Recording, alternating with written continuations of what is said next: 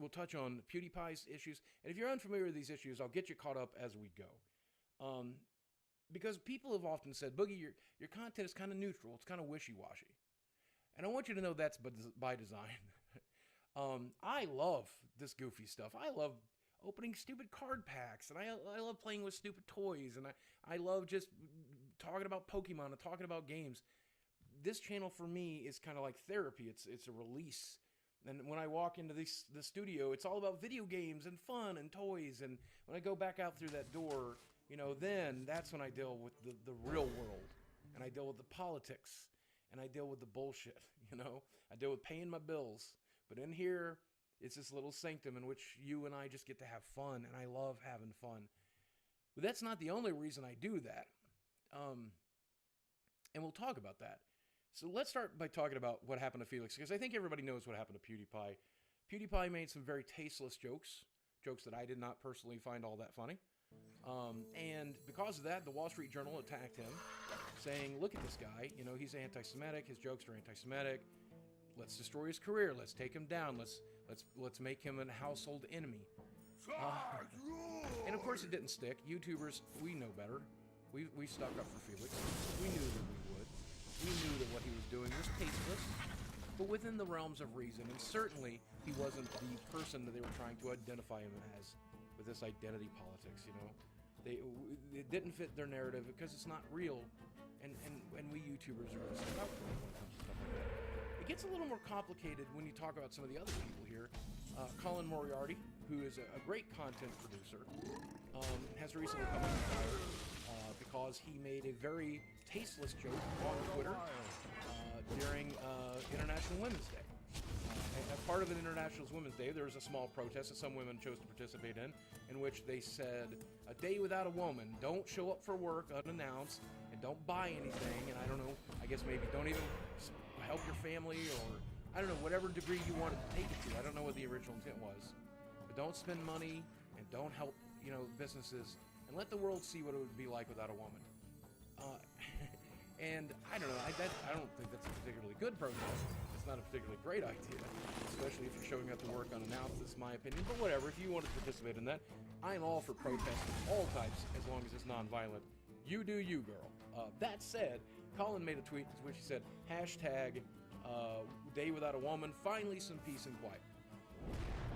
Which is, that kind of old school humor that I grew up with, kind of tongue-in-cheek, kind of sarcastic, you don't really mean it, it's just a funny concept, not particularly funny, and certainly not the kind of joke you can tell these days without really upsetting a fair amount of people, and that caused this kind of crumbling over at his network, Kind of Funny Games. And if you're unfamiliar with that, four very talented people and a small team underneath us, for Faces, and they broke off from the IGN network. They broke off from the establishment of the gaming industry and went on to strike out on their own and crowdsourcing it, earning a good chunk of change, which allowed them to earn a good living doing what they love without having to bend to the will of these giant publications. So it's no wonder to me, and shouldn't be to you, that these publications are now lambasting Colin, and they're now lambasting Kind of Funny Games, pointing out that no women work in the organization as a face for the thing, and they're for the loudest men in the industry.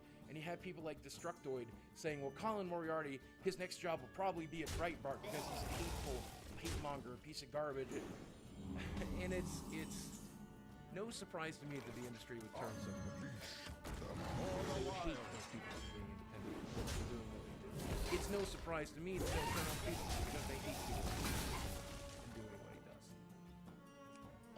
JonTron's a more difficult situation. I consider John a friend. We have talked on Skype for many, many hours. We have helped each other out when it comes to just stuff. Talked about YouTube, talked about life, and it's been wonderful. And for the most part, I never knew that John had the opinions that he has. I think recently he might have been red-pilled, as they'll say, and he's starting to say that stuff, and maybe he feels that way right now. Maybe he's learning. Maybe he's trying on new ideas and new hats to figure out how he feels.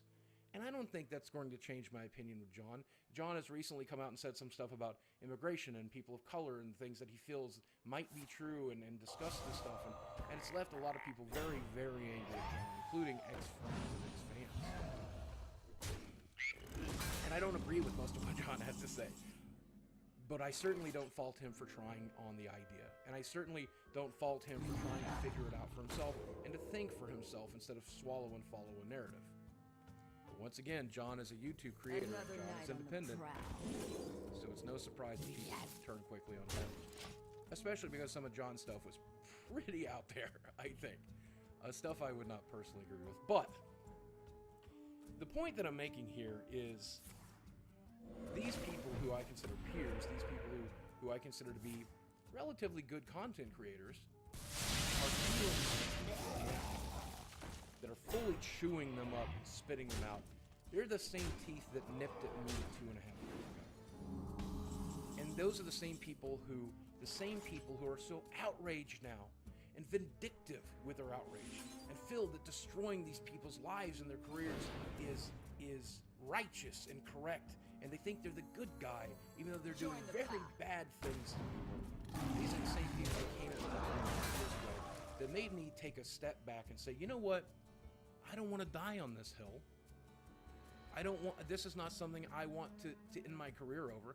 I have a mortgage to pay. I'm not going to get other job offers like Colin. I'm not going to be able to always be independent like John. You know, I won't be a multi-millionaire like Felix and be okay and run my own corporation. I'm just some fat shit in a corner of Arkansas trying to pay his rent, now paying his mortgage, trying to pay his medical bills and stay alive. Maybe there is a better way for me. Maybe I will just play with my Pokemon cards. Maybe I'll let those people be outraged at whoever else they want to be outraged with. And while I do that, I can always try to preach a sense of moderation, a sense of free thinking, a sense of figuring things out for yourself, of being speculative and being suspicious of the things you hear and the things that you see, and to try to encourage people to stop being so far left and so far right and try to find a place in the middle. Because, make no mistake, there are people that would love to disagree with any of us. There are people out there who are addicted to outrage, who are addicted to this anger, who are addicted to this power to destroy people, and they use it every chance they get.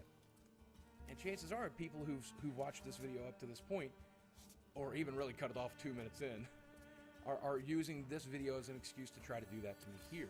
Oh, he's defending John. He's defending an anti-Semite. He's defending a sexist asshole. And I am. Because whereas I don't agree with their opinions, I believe they have every right to those opinions. I believe that they have every right to think for themselves and to try to feel it out. And the problem with the freedom of thought is sometimes people are going to think things you don't like. People are going to have opinions and ideas that you don't enjoy. And you have to treat that with a certain level of tolerance and understanding.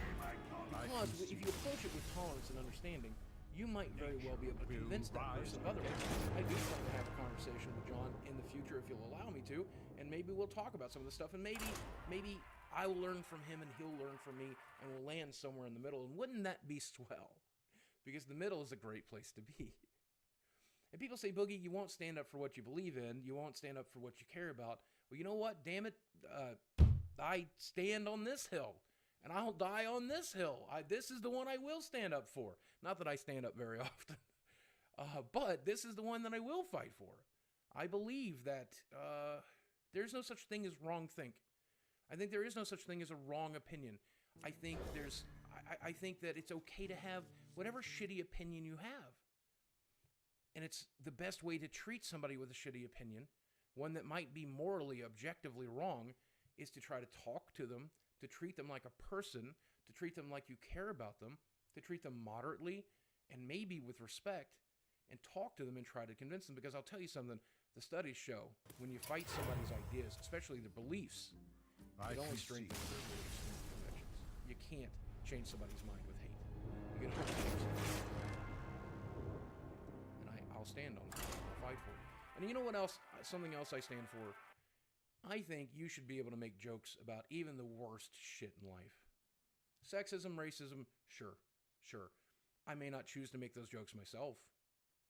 But I think if you are the person who wants to make those jokes, you sure as shit could. Because I think making jokes about the darkest, sickest, worst parts of life is the only good thing that can come out of those things. The only good thing that can come out of Alzheimer's disease is that terrible joke I tell about my grandmother with Alzheimer's disease. You know, the only thing that can come out of cancer, good thing that can come out of cancer, is mocking it, to make fun of it.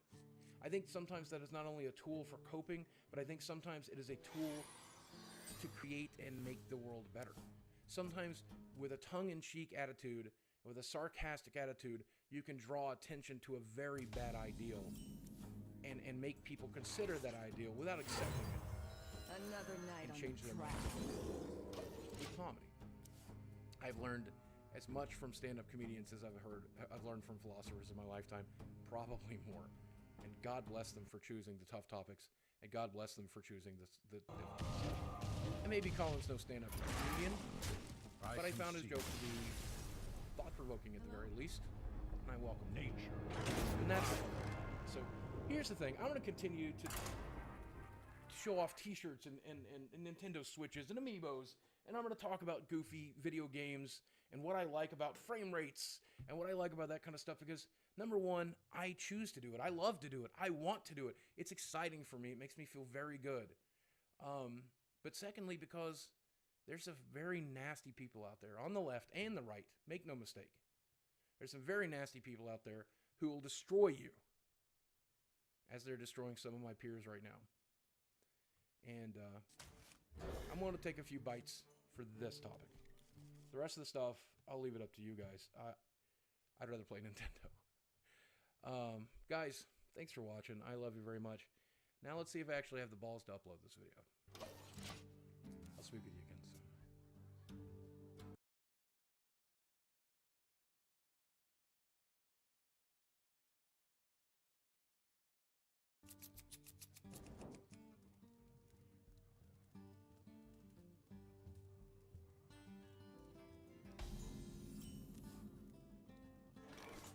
Another night on the prowl.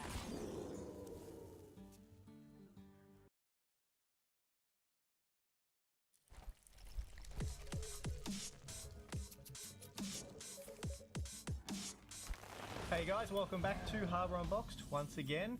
Today we will be looking at Ryzen 7 gaming performance, as we've already done, but there'll be a bit of a twist this time. We're going to see how Ryzen 7 compares when using Windows 7.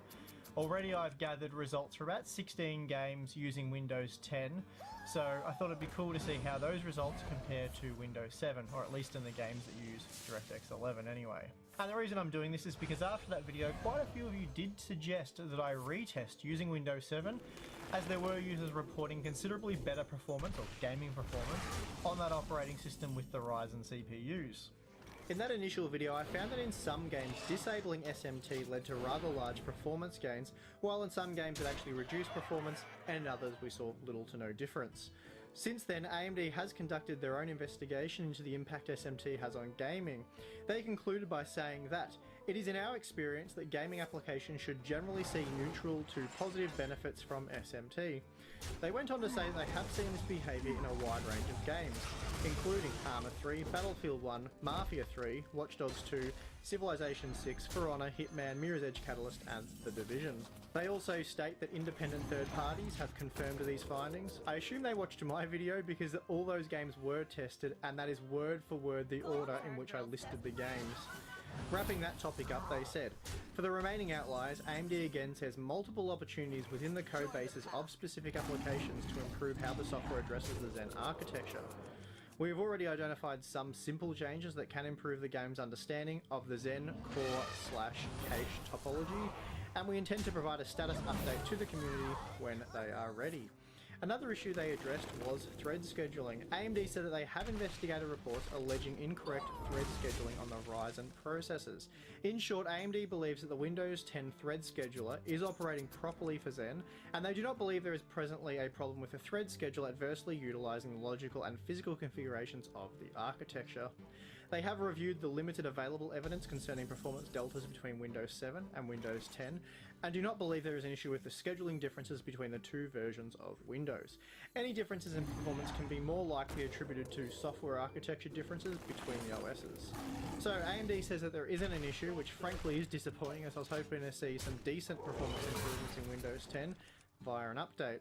Anyway, since I have been testing performance in Windows 7, I thought I should share those results with you anyway to help clear things up. I had planned to get this video out earlier, but the GeForce GTX 1080 Ti release halted progress. Without wasting any more time, let's get to the benchmark. First up, I took a look at Arma 3, and here the 1800X did provide a slightly better average frame rate using the older Windows 7 OS. Here we see a 4% improvement in frame rate, though it is worth noting that the minimum frame rate remained the same. Testing with Battlefield 1, we again see that Windows 7 provides slightly better performance. That said, this time a mere 2% performance bump can be seen, so not exactly performance redefining figures there. This time Windows 10 comes out ahead when looking at the average frame rate, offering 2% more performance. That said, the minimum frame rate was identical on both operating systems when testing with F1 2016. Far Cry Primal is a game where Ryzen really struggles, and we do see a 5% improvement on Windows 7 for the average frame rate. That said, the minimum was increased by just a single frame, which is in the margin of error. The For Honor results are much the same in both operating systems, as we see an average of 172 FPS each, so not much else needs to be said here really, so let's move on. Grand Theft Auto 5 runs slightly better on Windows 10 according to these FPS numbers, though once again the margins do fall within the margin of error. Testing with Hitman, we find the exact same performance from the 1800X on both operating systems, so again, not much else to really say here. Interestingly, Mafia 3 played better on Windows 10. Here we see 6% more performance when comparing the average frame rate. Mirror's Edge Catalyst played much the same on Windows 7 as it did 10, so again, nothing really to see here. Overwatch played much the same on both operating systems. That said, we do see a 3% performance advantage in favour of the newer operating system. Finally, Watch Dogs 2, and here we see this title was slightly faster using Windows 10. Here we see a 4% performance bump. Well, that wraps the testing up. Not terribly exciting results, but I hope you guys have your answer now. Unfortunately, this video was a bit late to the party, and with AMD already confirming that Windows 7 has nothing extra to add in the way of performance, I didn't exactly address a burning question here. Still, I was halfway through testing when the GTX 1080 Ti rudely interrupted me, and I wanted to get back and finish what I'd begun. Sadly though, Windows 7 hasn't really shown us that there's anything extra to be had, or at least in comparison to Windows 10. Doesn't necessarily mean an update to the Windows 10 scheduler wouldn't improve performance. We just don't know at this point. But anyway, I do remain confident that there is still some gains to be had yet. I hope there is. Anyway, that's all for this one. There will be more testing coming up shortly on the channel, so remain on standby. I'm your host, Steve. Catch you again soon.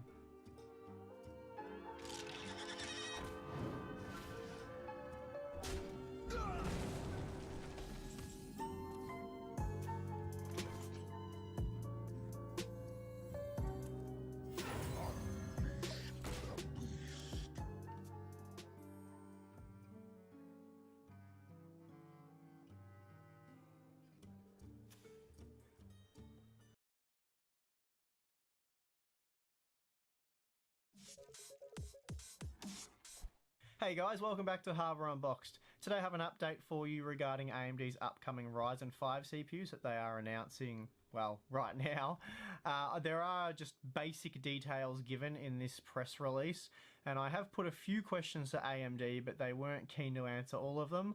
I assume they want to keep some things a secret for when the Ryzen 5 CPUs are officially launched. Therefore, it looks like today AMD are really just announcing the actual Ryzen 5 models, so the model names, and their out-of-the-box specifications, as well as the all-important pricing. So right away, AMD made it clear that the Ryzen 5 series will be targeting the sub $300 US CPU market, so no surprises there. They wanted to explain that twice as many people purchase CPUs within this price range, and again, that's not really surprising. AMD believes that Ryzen 5 will shake up this market segment though by offering a better price to performance ratio than their competitor for gamers and content creators. And I have to say I agree with them, because Ryzen 5 will feature both 6-core and 4-core parts featuring SMT support. Sitting at the head of the Ryzen 5 family will be the 1600X, which boasts 6 cores and 12 threads, the same configuration as Intel's Core i7-6800K. It will operate at a base clock speed of 3.6 GHz and a boost clock of 4 GHz. Of course, like all Ryzen CPUs, it's unlocked, though given what we've seen from Ryzen 7, I don't imagine you'll be able to squeeze too much more out of this processor. AMD says that the 1600X will be almost 70% faster than the Core i5-7600K, when measuring multi-threaded performance in Cinebench, though that's not totally surprising as it does have 2 more physical cores plus those 6 threads. Along with the 1600X there will be a second 6-core part known simply as the 1600. Basically the 1600 comes clocked 400 MHz lower, but is again a completely unlocked part, so that shouldn't really matter. As is the case with the 1700X and 1700, it's likely that the 1600 will be a much better buy than the 1600X, though there is less of a price gap between those 2 parts when compared to the Ryzen 7 models, but I'll get to that shortly. Then we have the 4 core parts which also support 8 threads, the Ryzen 6 1500X and 1400. Interestingly, out of the box these parts are clocked even lower. The 1500X operates at a base clock of 3.5 GHz with a boost clock of 3.7 GHz. Meanwhile the 1400 runs at just 3.2 GHz and will only boost as high as 3.4 GHz out of the box.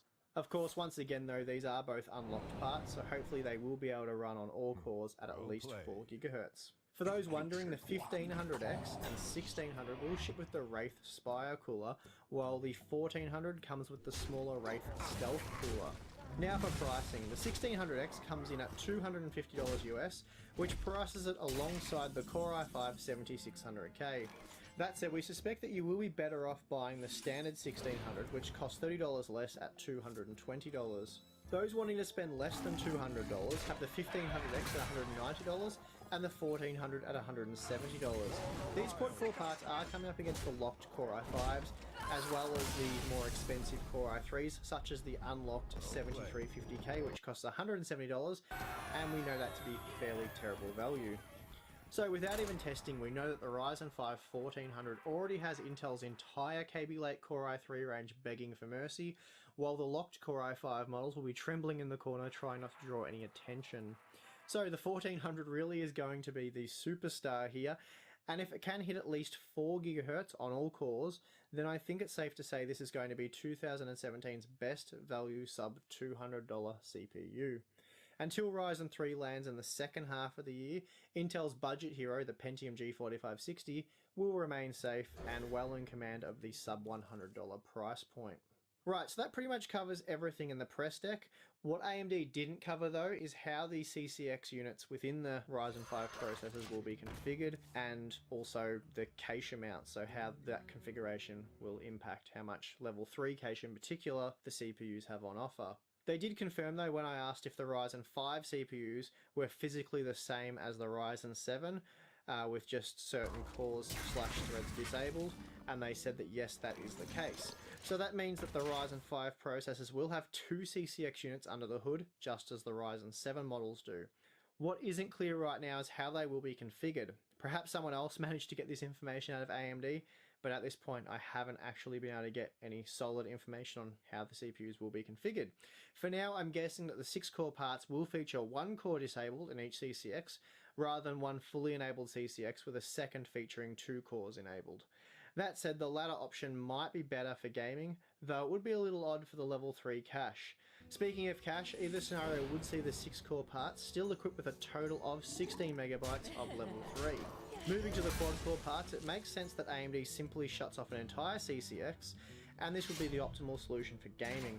I can't imagine they would keep both CCX units enabled with just 2 cores enabled in each CCX. That would see the quad-core parts retain the full 16 MB level 3 cache, but the crosstalk between CCX units would likely hurt gaming performance. So in the end, I see the Ryzen 5 quad cores supporting an 8 MB level 3 cache, half that of the 6-core and 8-core parts. It's also still not clear whether or not the disabled cores in the Ryzen 5 parts will be physically disabled from the CCX, or if they're simply turned off in the microcode or the BIOS. This is always exciting stuff for enthusiasts, as it means in the future, once yields improve to the point where binning is more for product segmentation rather than physical defects, it could be possible to buy a 6-core or even the 4-core part and enable up to 8 cores with a little bit of tinkering. Just imagine 1800x performance for $700 US. Yeah, I know I'm dreaming and I'm just teasing you guys in the process, so I'm gonna stop. So enough speculating and enough dreaming. It shouldn't be too long now till I have probably all 4 Ryzen 5 CPUs in hand and I can show you guys exactly what they're all about.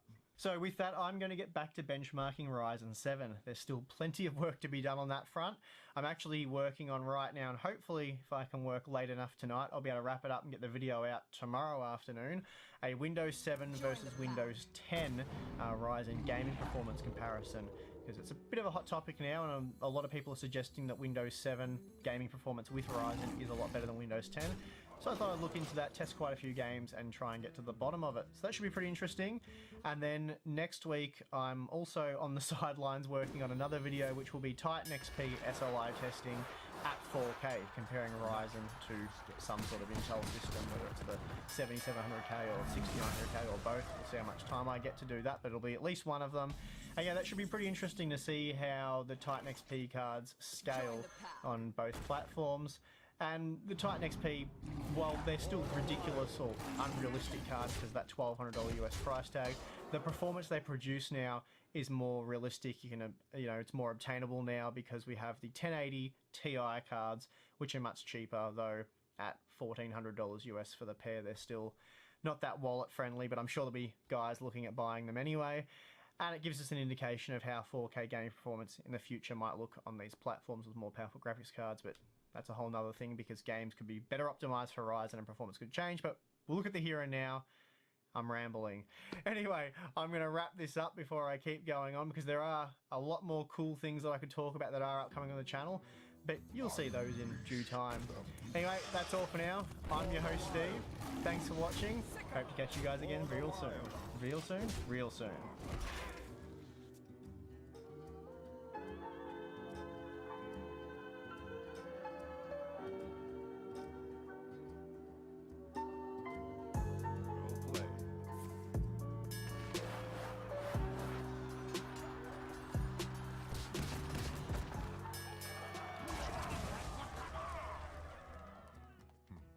Play.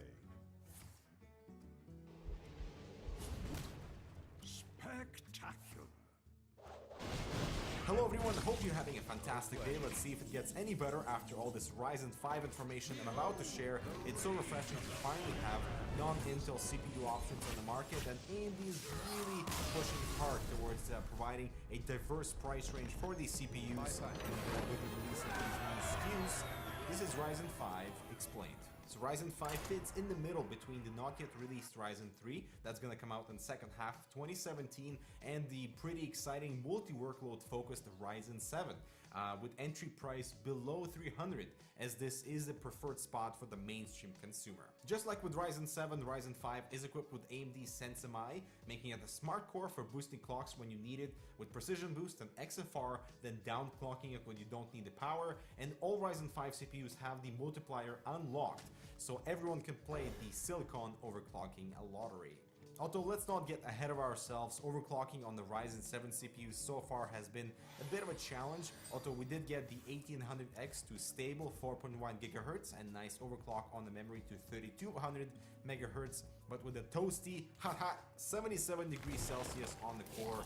So that's quite alarming, but we'll see where the Ryzen 5 takes us, and we were not able to take the 1700X beyond 4 GHz. So back to Ryzen 5, there'll be 2 tiers of Ryzen 5 CPUs, 6-core 12-thread SKUs and 4-core 8-thread models, all thanks to scalable Zen core design. Starting with the entry-level 4-core 8-thread CPU, we have the Ryzen 5 1400 with 3.2 to 3.4 GHz, and then the flagship 4-core part is the 1500X with about a 10% faster base clock and 9% faster boost clocks. Moving up the core ladder are the 6-core 12-thread models, so the Ryzen 5 1600 with 3.2 to 3.6 GHz being the entry-level 6-core chip, with the 1600X being the flagship Ryzen 5 CPU with 3.6 to 4 GHz. And so if we take a look at the entire Ryzen 5 stack, the 3 lower models are 65W TDP, same as the Ryzen 7 1700, while the flagship 6-core model is at 95 watts.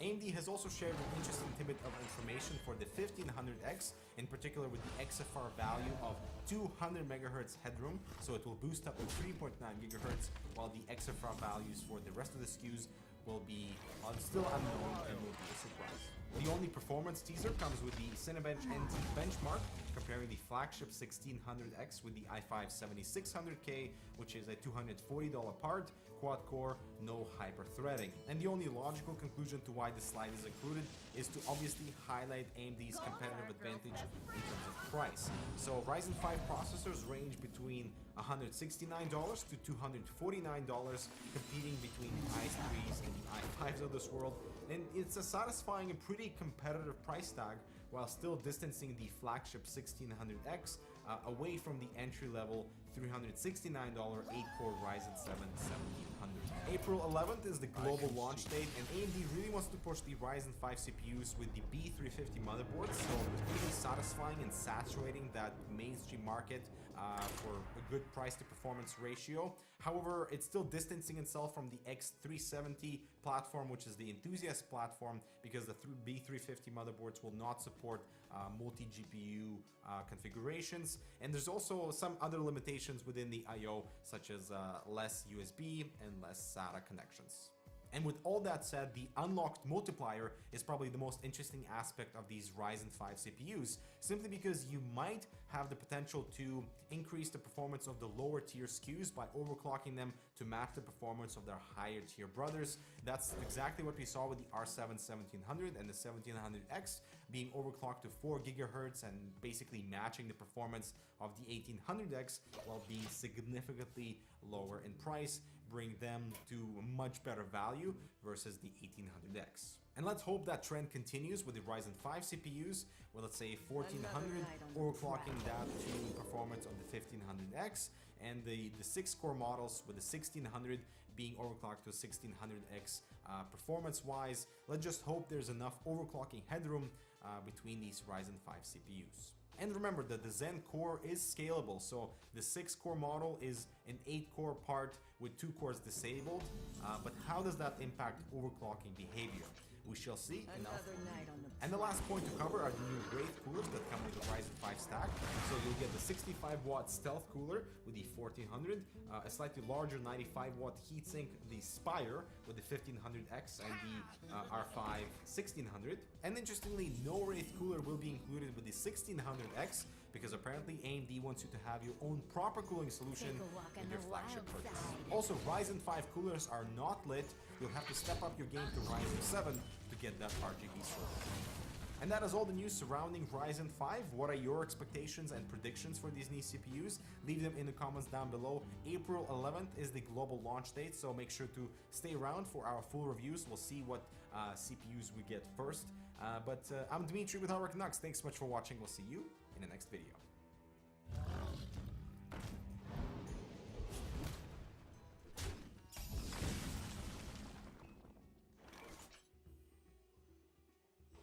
What's going on, guys? Welcome back to the channel. Today is very exciting indeed, because AMD has just revealed their new lineup of Ryzen 5 CPUs. Oh my god! So for those of you who are unfamiliar, the Ryzen 5 stack falls just behind the Ryzen 7 family in terms of performance. However, we're going to see a lot more aggressive pricing with these particular options than Ryzen 7, which makes it a very attractive deal for budget gamers or content creators alike. We've got 4 new SKUs to discuss today.